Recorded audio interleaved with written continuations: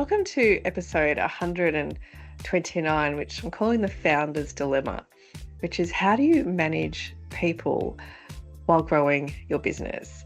Because if you have ever felt like you are firefighting staff issues and just not getting the time to focus on growth, then that's what this episode is about. Because this tension is really common for founders and senior leaders. We get stuck in the hiring and sorting out small and sometimes big conflicts, while daily people management is really just taking all of our time. And so that more future thinking, strategic work then goes on the back burner. And an example of this I read about recently was with Melbourne-born fintech Air Wallets, which is led by founder Jack Zhang. And he said in this article that in the early days, he personally hired around 100 staff via LinkedIn. And interestingly, he said that this was a huge strategic misstep. It slowed recruitment, it ate into his time, and it made it harder for him to focus on scaling the business intentionally. And he also admitted that neglecting company culture and just hiring too many traditional banking professionals created misalignment with those startup values. And this sounded so familiar to me from the many founders that I've met over the years who are still acting as a recruiter, an onboarding manager, a culture setter, a strategist. And it just means that you're spread really thin, and therefore so is your business growth. And the turning point usually comes when founders move from doing to leading. And we can only do that by building systems, delegating people functions, and getting that time back to intentionally focus on business strategy and growth. So, why do we get pulled into these weeds? And one of the biggest reasons we stay stuck is because staff management is reactive by nature. An issue rises up and we deal with it. Another one comes along, we're back in firefighting mode. And it can feel never ending. And those issues can be, underperformance, it could be team members not getting along, it could be confusion over policies, or that constant cycle of hiring and onboarding. Now, if we just take underperformance, there's research that shows that some managers can spend up to a day a week dealing with poor performance. So a full 20% of your working time gone before you've even looked at anything strategic about building the business. And it's not just your time, it's also that emotional energy, which is huge. And as I've shared before in earlier episodes, formal performance management processes can be exhausting and can sometimes even backfire when we leave the employee resentful and the wider team morale damaged. And the root cause is often something quite simple: unclear expectations, miscommunication, hidden roadblocks, and whether it's someone not fully understanding those timelines or what they need to do, whether they think their way is better or they feel like they're being rewarded for the wrong behaviors, even unintentionally. Without digging into these, we can find ourselves pulled deeper into formal steps, which actually could have been really unnecessary. And when things get formal, of course, it makes just the whole business feel a little bit pulled down because everyone starts to feel that tension and that exhaustion. And sometimes those steps just don't work. And, it's really where we start to think, okay, how do we protect the business legally, but also how do we give someone a fair shot at turning things around? How do we keep the rest of our team motivated? How do we keep them confident the performance is taken seriously? So, even done well, it can really put a strain on working relationships. And definitely, if it's done poorly, then it's stressful for everyone and can create even more headaches, legal or cultural. So, on top of this, many founders resist policies because they don't want red tape, they don't want to be too corporate, but the absence of policies can create more complexity, not less. Provided the policies are simple, they're people first, they're designed to reduce decision fatigue. Policies shouldn't be about control, they should be about clarity, so that managers don't need to make case by case decisions that could be inconsistent and unfair. They help with everyday questions like leave requests, pay reviews, or what happens when someone crosses a line. And they give everyone confidence that expectations are fair and transparent. So rather than stifling culture, smart policies actually protect it so leaders aren't dragged into every minor question or grievance. So if you add it all up, the time spent on performance management, ad hoc decisions that give a lot of distractions, and the emotional load of handling conflict without clear frameworks, it's no wonder that founders and senior leaders feel drained. It's not that the work isn't important that pulls you away from that bigger picture. And if we go back to the Air Wallets example, he said he spent too much time on recruiting.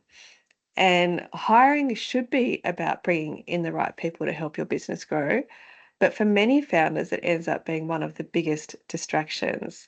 Whether you're staring at 100 CVs for an admin role or you're struggling to even get a handful of applicants for a specialist position, recruitment is exhausting and time consuming. And the real key is clarity. Without it, you could spend hours reviewing CVs and interviewing the wrong people. And if you get the hire wrong, the costs are even higher in terms of lost time, lost money, and the impact on team culture. So every hour you spend reading CVs, drafting ads, or redoing interviews is an hour not spent on your business strategy. And founders often underestimate just how much mental energy goes into these processes and how much it takes away from forward momentum.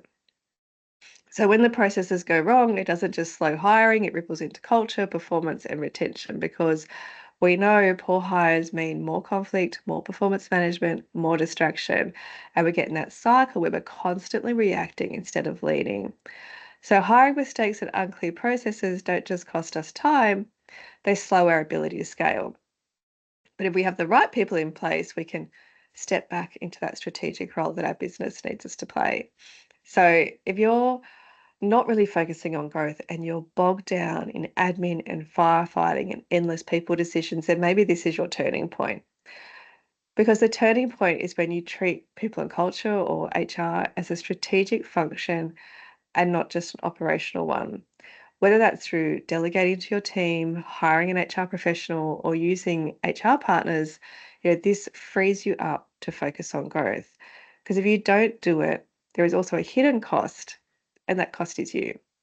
Founders often end up carrying the emotional weight of every staff problem. That means sleepless nights, constant worry, the feeling that you're working even harder, but you're not moving the business forward. And that can just create this cycle where we get more people issues, so more time and energy spent in the weeds, less time for strategy, it means slower business growth. And of course, slower growth means more pressure on the founder to push harder. More pressure means more stress, frustration, and potentially burnout. And it is a vicious cycle. And unfortunately, the team will feel it too. When founders are drained, distracted, or constantly firefighting, employees miss out on clarity, vision, and leadership that they need. So, it doesn't just show up in exhaustion of the founders, it can also mean poor decision making, strained relationships, loss of creativity. I've seen founders who've started out energized and innovative only to find themselves worn down, avoiding tough conversations, making short term decisions, wondering whether they can really continue the business. And if you find yourself thinking things like, it's easier if I just do it myself, or I don't have time to deal with that right now, or I'll get back to that strategy when things settle down, then chances are you're edging into this cycle because the truth is things rarely settle down on their own. Without systems and support, the people side of the business will always fill the space that you leave for it. So how do we break out of the cycle? It comes from that shift from doing to leading. So founders who scale successfully don't spend their days fixing performance issues, rewriting policies, or sifting through CVs. They build systems and support structures that do these things. And these three things that can make a difference. Firstly, simplify. Put the right frameworks in place so you're not reinventing the wheel every time. As I mentioned earlier, smart, lean policies will reduce complexity in your business. They give your managers and your employees clarity, and they stop issues from escalating so that you can be freed up to focus on the bigger picture. The second is delegate, and this is where many founders get stuck, feeling like no one else can do the job as well as they do. But the reality is that you don't need to do it all yourself. And that might mean promoting from within, it might mean hiring externally, it could mean using a fractional HR partner that gives you the expertise and the support you need without that cost of a full-time role. And third, refocus. So once those systems and support structures are in place, it's about being intentional with your time. That means carving out space for growth, strategy, innovation, partnerships, customer experience, the things that only you as the founder can do. And this is where you can bring in a framework, and at Amplify HR, we use our find, grow, keep model. And it's a simple way to think about the people side of your business. We find the right people through clear, intentional recruitment. We grow them into high-performing teams with structure and development. And we keep them engaged with loyal and contributing to long-term success. And when you have these three elements working together, the day-to-day people issues don't disappear, but they stop consuming all of your time and energy because you have the systems and the support in place, which helps keep you focused and being able to lead the business forward. As an example, we worked with a tech company with around 40 people, and they were really stuck. And they really had to innovate, but their culture wasn't ready for it. So when we stepped in and did their employee survey, only 2 out of the 10 cultural dimensions in that survey scored above the benchmark.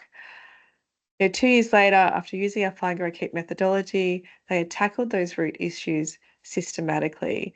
So in Find, we created clarity around hiring, onboarding, performance expectations, grow, introducing development programs, performance discussions, new communication channels, and keep strengthening leadership, compliance, and culture through ongoing engagement and collaboration initiatives. And what changed? Well, those culture stores that went from 2 to 10 above the benchmark went across to 10 out of 10 above the benchmark, and they stayed high even 5 years later.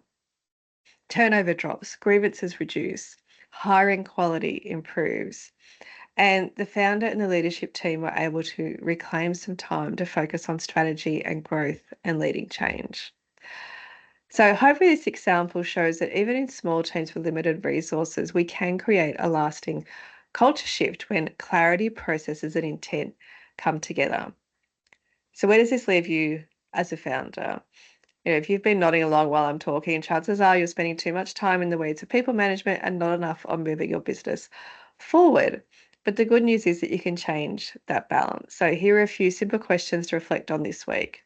1, how much of your time is spent on staff management versus strategy? And be honest, you may even need to track it for a fortnight and see what the split really is. 2, do you have clear frameworks and policies in place, or are you reinventing decisions every time?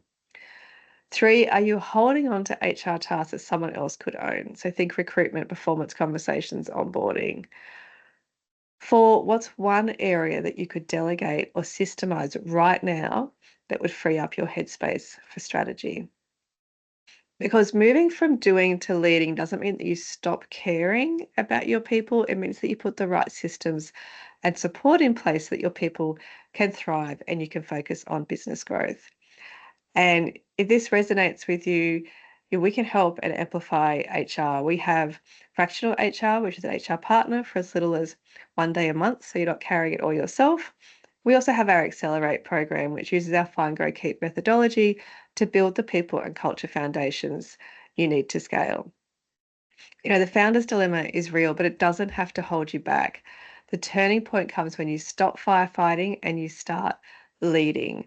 With the right systems, delegations, and support, you'll not only have more time and energy, but your business will grow stronger, faster, and more sustainably. If you've received value from this episode, I'd love it if you could leave a rating or a review over Apple Podcasts or Spotify so someone else can also find the episodes to help with their business. Episodes are released on Mondays, so click subscribe and you'll be notified of when it's available. Thank you so much for joining me. If you have any feedback, questions, or ideas for future episodes, head on over to amplifyhr.com.au or connect with me on LinkedIn and we can start a conversation.